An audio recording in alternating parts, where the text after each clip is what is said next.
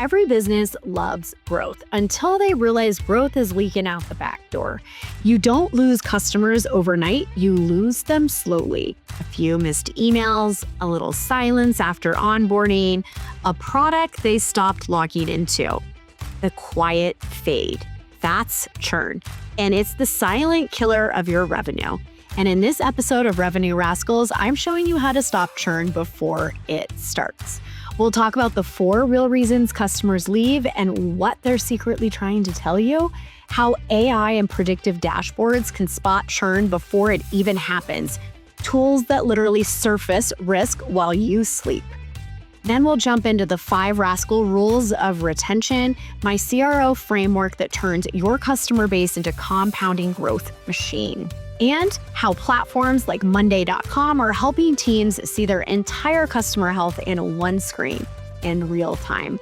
If you've ever felt like you're crushing new sales but still can't figure out why growth feels flat, this one's for you. Because the truth is, revenue isn't just about closing deals, it's about building a business people never want to leave. So hit play on this episode and stop churn before it starts. It's time to fix your leaky bucket the Rascal way. The silent killer of growth. Stop churn before it starts with AI-powered proactive customer success. Every quarter, businesses lose hundreds of billions of dollars to churn, not competitors, not the economy, just poor retention habits. So here's the truth. Churn rarely explodes, it evaporates. It's 100 little signals you ignore. Logins slip, invoices lag, feedback turns quiet, and by the time you notice, they're gone. But the good news, AI can see those fades before you feel the loss.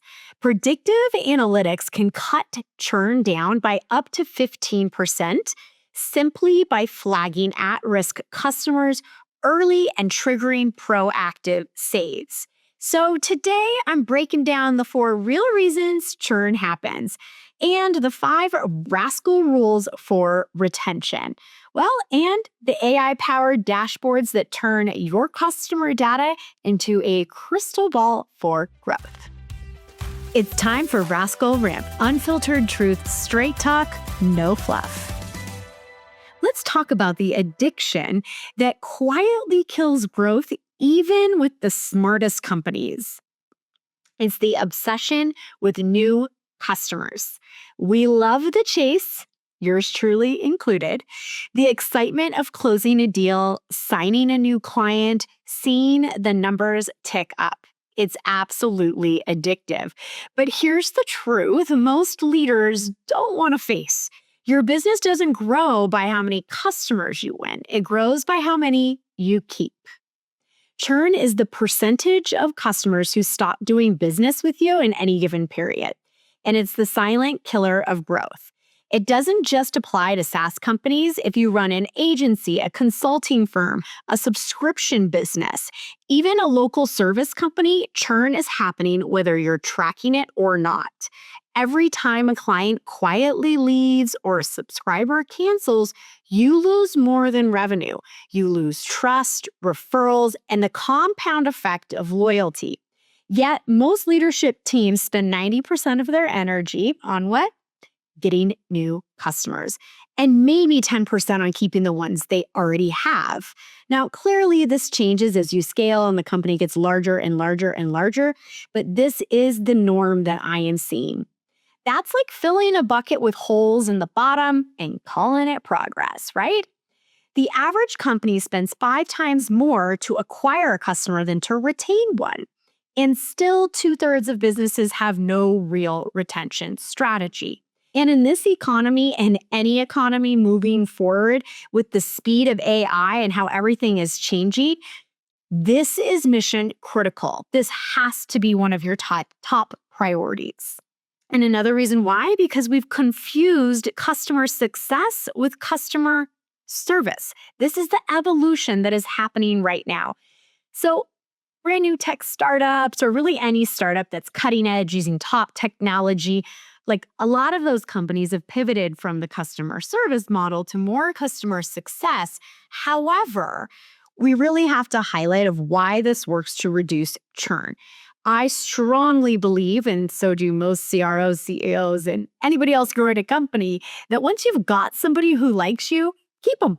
Please. It helps you compound your growth, grow with ease, and there's all different benefits to it. Like even for example, like the more people that stick around, the more people that can inform you to improve your product, your service, referrals. It is just so mission critical. And most companies, like I mentioned, are just so obsessed with new clients and new customers, which clearly we need in order to retain one, but we have to balance. We have to balance, okay? All right, so this is my beef with customer service. Customer service is like this.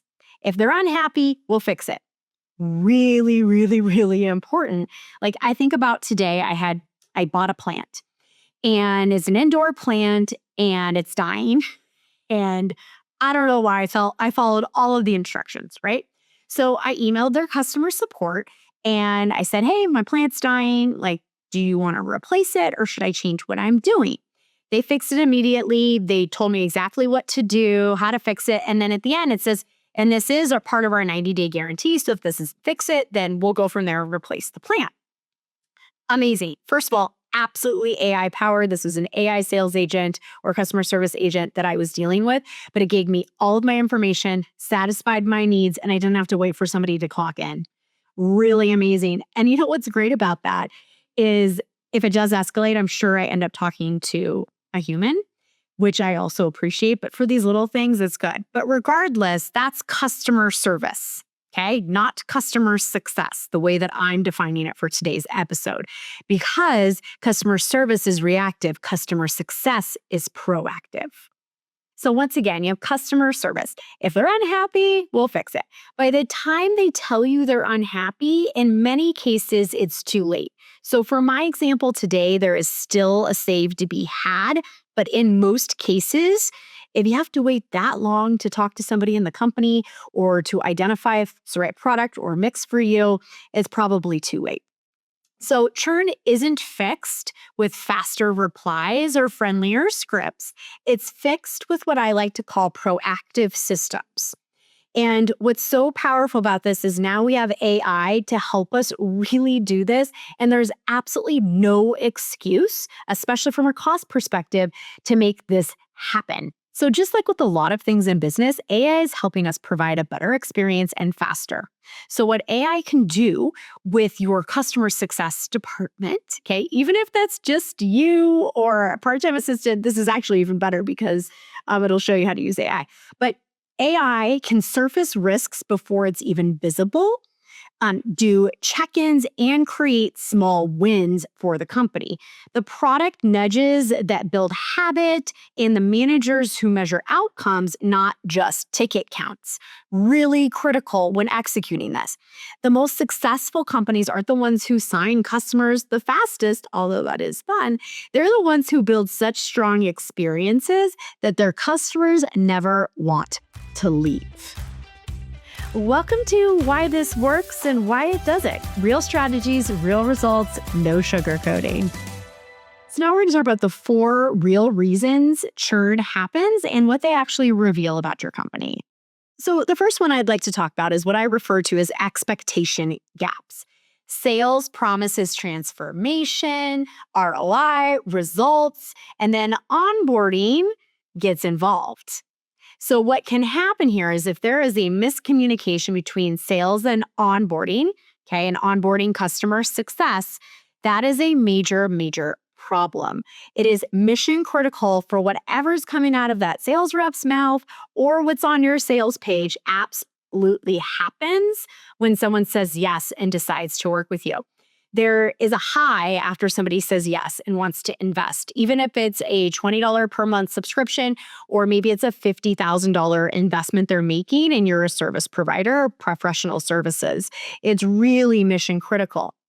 So something that I really like to do, and I'm going to give the example in professional services on this one because this is like so incredibly critical. If you're onboarding for a product that's a lot of automation, emails, UX, but I'm going to give you a little bit of a juicier example. So Let's say you sell professional services, okay? And I'm just going to make this one up. Let's say that you deliver tax services, okay? You're a CPA. You sold a person who owns a company into your tax services, and you had promised an annual planning meeting. You'd promise certain cost savings to employ certain strategies. And you told that business owner that would all come to a wrap within the first 90 days of working together. So we're going to have our strategy. We're going to figure out where we save money. This is what's going to happen. So onboarding in its rawest sense is just someone on his team is now put you in the systems, right? So that he can actually work on your tax planning strategies and clearly your return.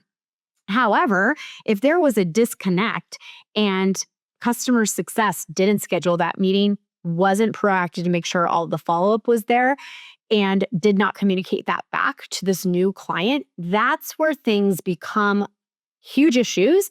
And that is where you lose. Agencies, for example, like marketing agencies, 90 days is the average churn for a lot of those companies.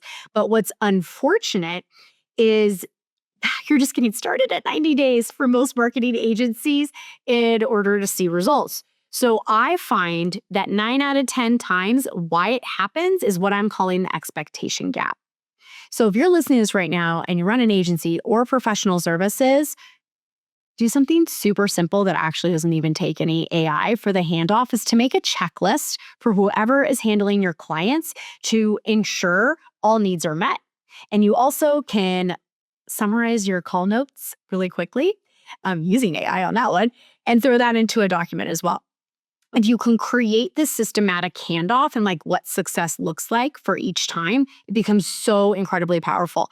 We're going to talk about building a dashboard here shortly, and that would be the next level up. So that's what I call my CRO fix. Mirror your sales promise in the onboarding milestones.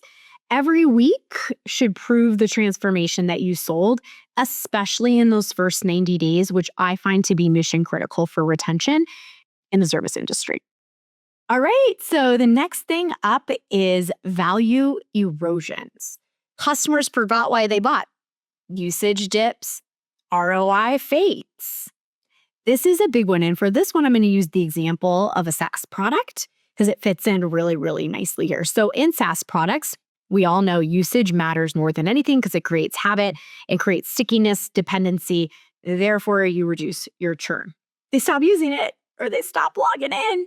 This is a really, really important piece of the puzzle that's telling you something is off.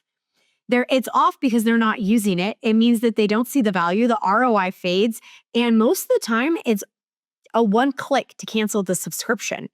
So how can we be aware of UX, the user interface? Are they people using it? Are they logging in? Are they using it to what the intention was?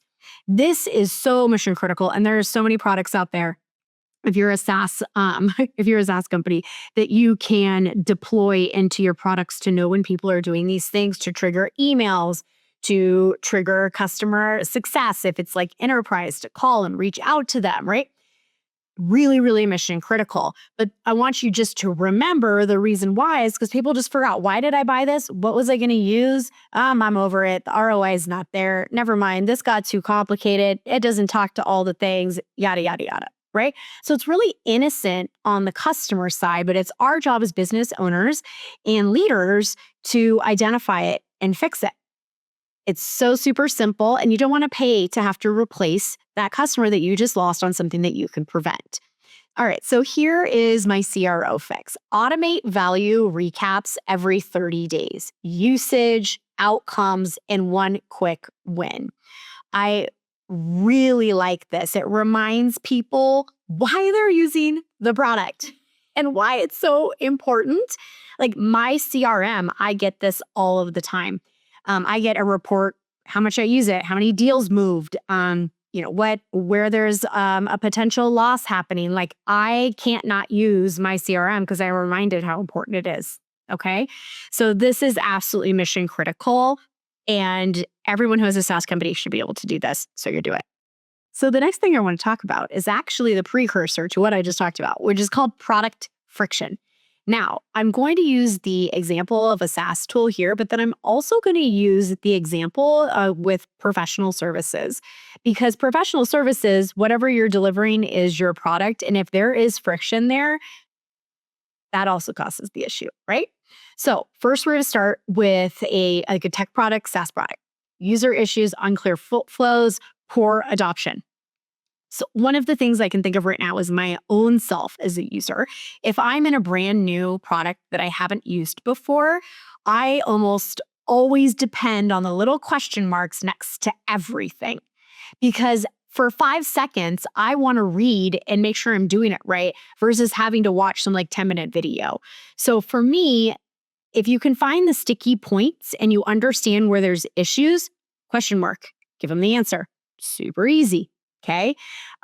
Also, if there's any friction points where people get stuck, knowing that and being able to fix it, because that changes the poor adoption into high adoption. I'll give you an example of this, something that I absolutely loved. So Try Interact is a quiz platform, and I'd used it for my business years ago. Absolutely loved it. But frankly, like I felt like it was pretty challenging to create all the flows and the quizzes. Like it took a lot of time. I hired a consultant to do it. It was a really, really big overhaul.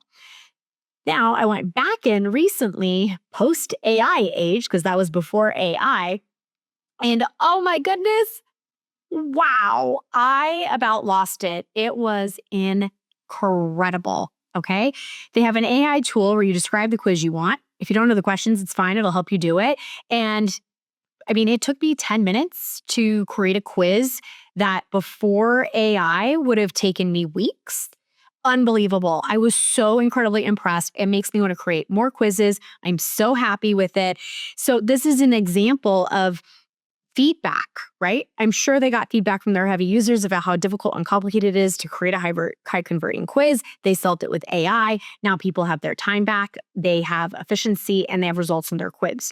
So that's what I'm talking about with product friction. It's like, I want to create a quiz, but it's too hard. So then they don't do it. And then what happens, right? What happens after that? Yeah. Oh, yeah. Value erosion. Okay. I'm just being a little silly, pretending somebody's actually going to reply to me on this podcast. Reply to me in the comments. Okay. So this is like a really, really, really big one. And there are absolute ways that you can do this really easily and figure it out. You just got to listen to the people using your product. Listen to the people using your product. So my CRO fix is to pay attention to what your customers wants, identify where there's user friction, make adjustments so it's easier for you to use. Just like those little question marks are so helpful. And if this is enterprise and there is a human assigned to customer success, it's really mission critical that relationship is there, and they nudge the features if they're stalling. Really, really mission critical. So then what do you do with it once you gather it? So another thing is like as your team, your CSM team gets bigger and bigger, it's difficult to track requests or insights. So you need to be automating that. From a product standpoint, you can do it within the product to get the customer feedback. But from your CSM standpoints, like make sure that they are keeping track of these things and reporting it where you want them to report it so that you can create a roadmap and actually take action as a leader in your organization. All right, the next one up is leadership blind spots. Big one. No one's owning retention. That happens so much. Now, are people working in your company to retain, to keep people happy? Absolutely, but who owns it? Who is responsible for the dashboard, the metrics, and meeting goals? Please, this needs to be assigned to someone within your organization. If you're a smaller company, this is another hat the CEO gets to put on. As you're growing, perhaps you have someone who can help you with this, your right hand. And then as you're getting bigger and bigger, this is absolutely where a CRO comes in. And what I love about this topic is that if you are at that cusp right now where you're considering hiring a CRO, they can do big projects like this behind the scenes that absolutely does not impact your day-to-day operations, so you can continue to do everything you need to do. Have them build this in the background, then have them be facing to your employees and team and teach them how to do it and get them rocking and rolling. Time is everything. Money loves speed. It's that.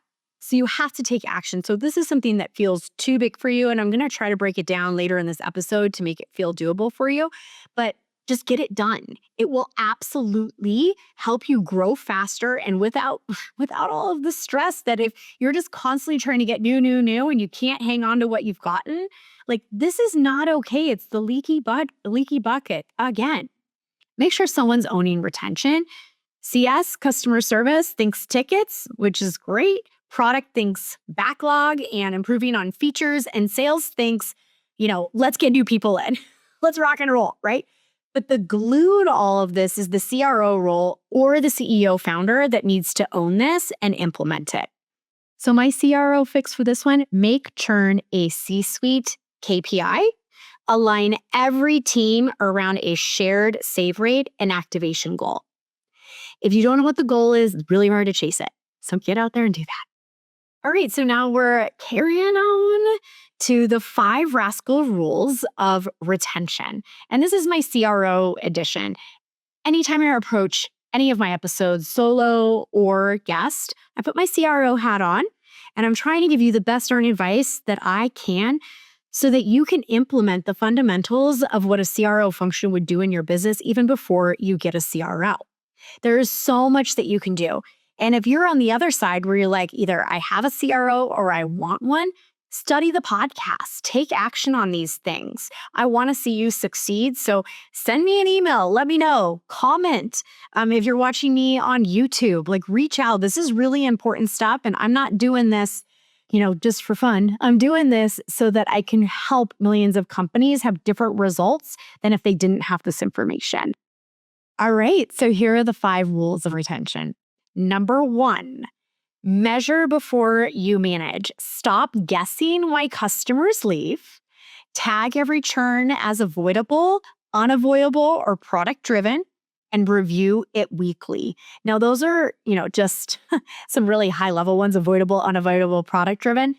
Depending on your type of product or service, you can absolutely expand these. We do this in, when we lose a new deal, we have 5, 6, 7, options of why. So customize them for your business. It's really, really important to know why. Number 2 is to automate early warnings. And you can do this now with the gift and AI. So AI plus automation, you can catch the trouble before it explodes. For example, track login drops, ticket sentiment, late invoices, auto-assign tasks, and make sure that there's action taken beyond your ability of your AR automation within 24 hours. Number 3, it's time to engineer onboarding for activation. Activation is the key word here, okay? The first 30 days decide retention for almost anything. Products, services, anything. You have 90 days typically in an initial contract for any agency model or professional, but this is really, really key. Those first 30 days are so mission critical, and they're also the absolute hardest. So focus on those first 30 days. And then I want you to define 3 to 5 activation KPIs and celebrate each win. Now, how do you celebrate each win? Slack channel, whatever you use, all right? Email each other, high five, you're in the office, woo, whatever that looks like. But we have to celebrate our progress here. Number 4, coach the experience, not the account. Status calls do not create loyalty. Every touch equals 1 measurable win and 1 next best action. So when you call and you're like, hey, how's it going, enterprise client? That doesn't make them feel warm and fuzzy. First of all, let's talk about what's working, what's not working. What do we need to do next? Be the problem solver, be the strategist. It is so absolutely mission critical. Okay. So for example, let's say that you're a YouTube agency and you help people grow their YouTube channels. One would be pick up the phone, email, communication, whatever it looks like, and be like, hey, measurable win. We got 50,000 views on this last video. However, what I see as an opportunity is that we didn't actually get a bunch of followers from that. So this is what I'm going to do in order to improve it next time. Any questions? Gold, right? And it does not take that much energy. It just takes somebody owning this and executing on it. All right, so number 5 is close the loop on feedback. If you have issues either with your customer success team or their lack of automations, product, whatever it is, and you are not capable as an organization solving them quickly, please, please, please get a freelancer, a consultant, do whatever it takes to fix the problem right away because you don't have time with this specific topic to wait. Now, if you're redoing your logo and nobody has time right now, okay, let's wait. But this cannot wait. If you are looking to grow your company, you have to be paying attention to churn and not just like kind of thinking about it. You should be obsessed with it. All right, so the next thing we're going to talk about is your Churn Signal Dashboard. Think of this as like your CRO command center for customer success. So this is actually where most leaders freeze. You hear me saying, build a churn signal scoreboard and think, okay, Michelle, but how? So here I am to absolutely simplify it for you. So first of all, why do you need it? Like I've mentioned, revenue is clearly your heartbeat, and a churn dashboard is your EKG. Oh, I love that analogy. So one screen that shows in real time which customers are thriving, which are slipping, and where to act today. So when I was doing my research for this podcast, I intentionally do an extraordinary amount of research for every episode. You'll notice that I drop all different types of articles and stats. On my guest episodes, I come more prepared than I think most podcast hosts do because I want anyone listening to this to be able to take action. And I also am an innovator. So if I've been using something or I deployed something in another organization 6 months ago, the way things are changing right now, it might not be the best solution 6 months later. So it's mission critical that every time I do one of these episodes that I'm refreshing my research so that I can come here and share best practices. So this is what happened in my research process for this. Monday.com has done an exceptional job at making this pretty darn easy to create. So if you are already using Monday.com, you can absolutely deploy this pretty quickly. If you're not, then you absolutely can go check out Monday.com. And I'm also going to share some links to some other products as well so that you can see which one's the best fit for you. And Monday.com is not a sponsor.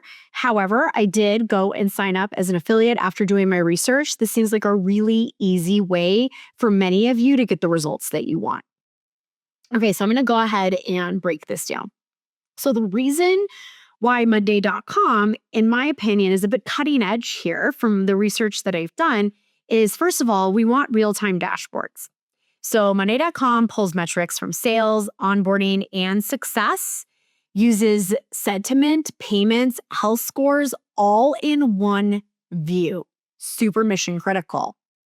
2, they have predictive analytics, like AI spots the behavior changes like login drop-ins, ticket spikes, or missed payments and flags accounts before they churn. Also, there's automation and alerts. So when health is red, ping owner and assign task. How glorious is that, right? Next up, they also do sentiment analysis. So NLP reads messages and classifies tones so you can see frustration before it escalates. I mean, that's a masterclass in itself for a human. So the fact that the AI can do that is so mission critical. And as a consumer myself, a customer to many different products and client, like I can tell when it's AI, but I appreciate when it's being handled appropriately. And in many cases, better than what I used to get with other options within a company talking to a human. So this is really powerful, friends, and it can give you a lot of happy people that are using your product. So the next thing that clearly it integrates into the dashboard is the cross-department connection. I'm obsessed with this. And if you have followed me even before I started this podcast, I've been doing this for 6 years. There's lots of ways you've been able to learn from me over the years, not just this podcast, is one of my personal experiences when I worked as an individual contributor for Fortune 500 companies. I never once saw sales, product, onboarding, and success work together to optimize the customer experience. One of the companies did a pretty good job, but nothing like this because the CRO role that owns that, that's fairly new over the last decade. It's slowly growing. And as that we've talked about, it's now on the highest demand. And that's the C-level person that touches all of those areas. Very, very, very important. Because like I had mentioned in multiple parts of this podcast already, is that data silos, department silos will absolutely kill you in 2025 and beyond. Okay, more so than ever in all of eternity. You have to bring everybody together, and a dashboard's a great way to do it. So the next thing Monday.com does is AI blocks. So that's auto summaries, sentiment tags, risk scores, drag and drop widgets, no data scientist required. Okay? Really, really, really powerful. So, I encourage you, go check it out. See if it's a good fit for you. And we're going to go into a couple of options as well. I just want you to imagine, though, logging in on Monday morning to Monday.com and seeing a green bar that says 80% of customers have hit activation. How exciting, right? Yellow bar, 12% show login declines. Red bar, 8% at-risk accounts. And each has a saved and assigned task. I mean, that is truly your CRO commands center. All right, so if you're like, no, Michelle, Monday.com, not my jam, that's cool. I did some additional research and found some other products I'm encouraging you to go and check out.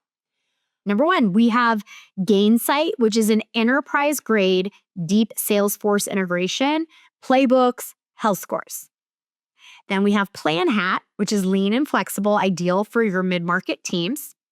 HubSpot Service Hub, great if you're already in HubSpot, easy automations and predictive scoring. I'm a huge fan of HubSpot. It is a fantastic CRM. They're doing a great job here. Zendesk AI, conversational AI and sentiment analytics layered on support tickets. Really powerful. Zendesk has been around for a long time, but I love the changes and improvements with AI that they've made. Vitali is a perfect startup-friendly blend of usage, NPS, and CRM data. And the tool doesn't matter as much as the principle, though. I want you to understand this. Centralize your data, visualize risk, and trigger human action automatically. I believe we are in an era of where humans get to level up. No longer do we have to do tasks that AI can take care of. We get to grow and apply skills in a way that is so much more fun and satisfying. And all of these remedial tasks that nobody actually wants to do are now handled by AI. So if you're serious about scaling your revenue, you need to be serious about scaling retention. Stop making your team or yourself dig through spreadsheets or do all of this manually. It will not work. You will be caught behind. You're going to be frustrated.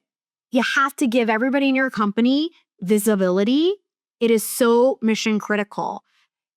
I think about one of the last organizations I helped, full C-suite, and everyone is in their silo of expertise, but when we came together as a leadership team, my KPIs were visible to everybody for this reason. I want to show them what is important, how we're growing. If you don't give visibility across all departments to all C-level executives, people lose sight of what the goal is. And you have to also realize that even the CEO may not be aware of how powerful this is, visibility, KPIs, and the power of churn. It is our job as sales leaders, as CROs, to do this. So jump in. And what I love most about the evolution of this is that AI predicts the risk. AI predicts the risk. We do not need to be guessing anymore, which is fantastic. And it helps us identify where we need to spend our time as well. So your dashboard turns into your accountability. Whether it's the Monday.com service, Gainsight, or HubSpot, the formula is the same. Signals, actions, outcome. That's the CRO's path to compounding growth. All right, Rascals, let me ask you this. How much money have you wasted replacing shoes, sneakers, or even bags that could have lasted way longer if only you'd been taken better care of them? I know for me, running from meetings to kids' activities, life gets messy fast. And that's why I always have Jason Mark Quick Wipes on hand. Jason Mark is trusted care to help you get the most out of what you wear. They're not just about cleaning, they're about protecting what you love while protecting the planet. Their wipes are now 100% plant-based and plastic-free, made from renewable lyocell fibers. They're individually wrapped so you can toss them in your bag, your car, or like me, your kids' backpacks. And it's not just convenience. Jason Mark is part of the worldwide B Corp movement, meeting the highest standards for social and environmental impact. They're EPA Safer Choice certified, so you know the formulas are safe for your family. And their products are USDA bio-based and certified biodegradable. That means no harmful junk like PFAS or VOCs. Just high-performance care that keeps your stuff looking fresh while doing right by the planet. Personally, as a busy mom and entrepreneur, Quick Wipes are my favorite.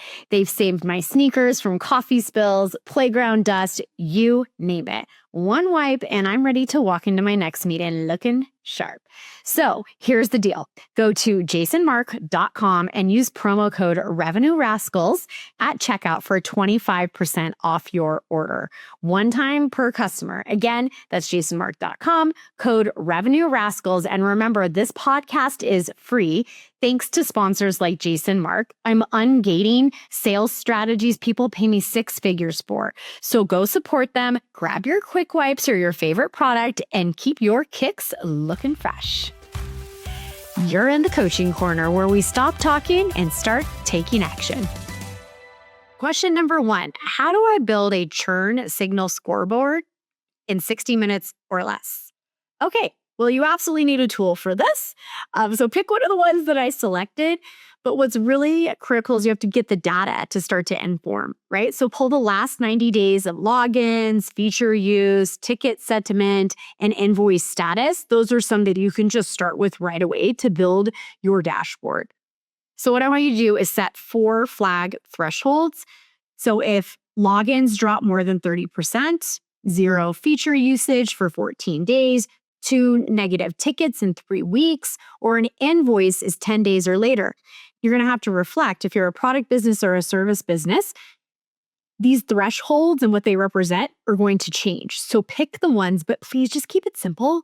Just do 4 to start so that you can actually take action. Now, if you are a service-based business and you're not interested in any of the tech recommendations, I'm still going to encourage you to do it. You can do this in a really simple spreadsheet. However, I don't recommend it. Okay. But if that's all you could do right now, something is better than nothing. And what I want you to do is to color code red, yellow, green in your dashboard. It really helps the eye just focus where it needs to go. And then assign owners and alerts with each red tile or red line. That should now take you more than 60 minutes once, of course, you know how to get all of the data. Okay, but building it shouldn't take more than 60 minutes. So let's just congratulate you right now. You just built a predictive retention dashboard. All right, question number 2. What's one AI-assisted save play I can launch today? Okay, so this is a really, really, really easy one. The trigger for login drop to be greater than 30% on a paid account. Super simple. Okay, if it drops, time to take some action. So here's the AI automation. It can create a task for the account manager, plus it can generate an AI draft email with 3 tips or a win to review. Okay, you could even go a little step further on that. You could have the email actually send immediately, then assign the task to the account manager for follow-up and human connection. And when I say follow up with a human connection, that's sort of vague, right? I'm going to give you a very specific way to do this. Human touch. So the account manager does a 10-minute Loom or screen share and says, hey, this is where I think you can get more out of the product. Or I noticed this. How can I help you? Follow up with the AI-driven email communication and share that with them. And most of these, platforms that we use, like Loom, for example, it'll say if they listened or they watched it. Really, really, really important. Now, clearly you have to preserve this you can't do this for every single account, but if there's an assigned account manager, usually there's quite a big chunk of money being spent, and this is really, really mission critical. I believe that we are in an asynchronous age with communication, meaning people like text message, they like videos they can watch. They're less inclined to always want to book a meeting to solve a problem. So you're creating more friction if you're always just requesting a meeting without any reason or logic. So always start with the screen share. And what I also love about this is sometimes when there's product friction or there's like a gap in execution or there is a problem, if you can come in and be the hero and they're still loyal and they still want to use your product and services, guess what? It opens up the door for an upsell conversation. You never know what's on the other end of solving a problem for someone. So that's an extra added bonus, friends. Now we're on question number 3. How do we align sales, onboarding, and success around one activation KPI? My advice is to pick one activation KPI that proves value early, okay? This is really important. Like, for example, if you're a professional services, dashboard is live. Client is engaged using it, okay? For example, it could be the first subscription has shipped and it was delivered, for example, okay? Don't overcomplicate this. Just pick one activation KPI and then build off of it. If you obsess over this, I actually think I'm a really great time. This is one thing that I love so much as a CRO. And one thing that I love when I pivoted away from just sales leadership, when I got to touch this as well, you're going to enjoy this so much. You get to roll up your sleeves, deal with the customer, the client, the product, problem solve, grow not only retention, but also improve the product and service. So just get really excited about this, friends. So to wrap up that section, sales sells it. Onboarding delivers it, and success reports it weekly. Celebrate it like a win publicly within your organization. And if you're really small, it doesn't matter. The two of you can jam together. If you're a huge enterprise organization, use your channels that you have set up to communicate and celebrate. Okay, celebration is so incredibly critical. Let's bring it home. Rascal wrap-up time. Key takeaways and a resource to keep you winning. Churn starts when momentum stops. AI helps you see the stall. Proactive success helps you fix it. So your job as a leader, as a founder, as a CRO, as a consultant, isn't just to win the initial deal. It's to make staying the obvious choice. So what I've done is I've created a Rascal retention audit. It's an AI edition. It'll be available on my free Substack after this episode airs. Grab it. And you know what? To make your life easier, subscribe on Substack and it'll come directly to your email each time. Because retention isn't luck, it's architecture. Thanks for listening to Revenue Rascals, where we turn bold ideas into predictable revenue and prove that breaking the rules can still build empires. If you love what you heard, do me a favor. Tap the links in the show notes to support our sponsors. They're the ones keeping this show free so I can keep ungating the six-figure strategies that help you scale faster, lead smarter, and take more freedom home with you. And hey, if you think you'd make an incredible guest or know someone who's built something worth studying, email me at hello@michelleterpstra.com. And until next time, stay sharp, stay bold, and stay just a little bit rascal.